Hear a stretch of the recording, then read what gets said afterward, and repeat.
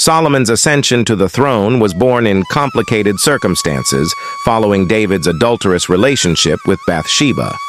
However, he was chosen by God to succeed his father as king of Israel. His accession to the throne was tumultuous, with the need to eliminate internal rivals such as Adonijah, who tried to usurp power. Once established as king, he began his reign with a focus on consolidating Israel's power and maintaining peace. Solomon is most famous for his unusual request to God. When given the opportunity to ask for anything, he chose wisdom to rule his people rather than riches or longevity. This choice pleased God, who not only granted him wisdom, but also riches and fame. The best-known example of his wisdom is in the trial between two women who claimed to be the mother of a baby.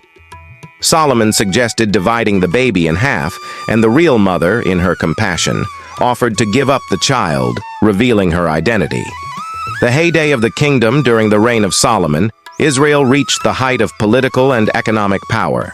He built the famous Solomon's Temple in Jerusalem, one of the greatest symbols of the Jewish faith, as well as several palaces and fortifications. His kingdom was a regional power, attracting visitors from distant lands, including the famous Queen of Sheba, who marveled at his wisdom and wealth. Solomon was also a great writer and poet. Books such as Proverbs, Ecclesiastes, and Song of Songs are attributed to him, texts that contain profound teachings about life, love, and human purpose. Wealth and controversy. However, not everything in his reign was wise or fair. Over time, Solomon began to accumulate great wealth and power, and this came with a price. He imposed heavy taxes and forced labor on his people to maintain his luxurious lifestyle and expand his empire. Furthermore, one of the biggest controversies surrounding Solomon was his involvement with hundreds of foreign women, marrying many of them to establish political alliances.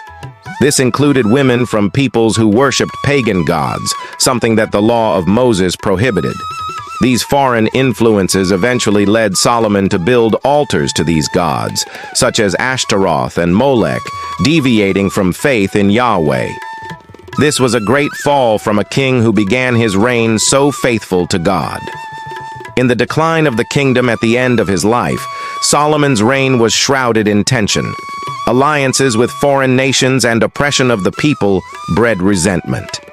After his death, the kingdom of Israel divided into two parts: the northern kingdom, Israel, and the southern kingdom, Judah. The unification that David had achieved was lost, and Solomon's legacy became more complicated than ever before, a simple account of success and wisdom. In his legacy, wisdom or contradiction, Solomon continues to be revered as the wisest man in the Bible, but he is also remembered for his contradictions. He began as a pious and wise king, but ended his reign marked by excess and idolatry. His life serves as an example of both the greatness that can come with obedience to God and the dangers of temptation and moral decay. So, was Solomon the wisest man or a controversial king? Perhaps he was both, proving that even the wisest among men are subject to the pitfalls of power and humanity.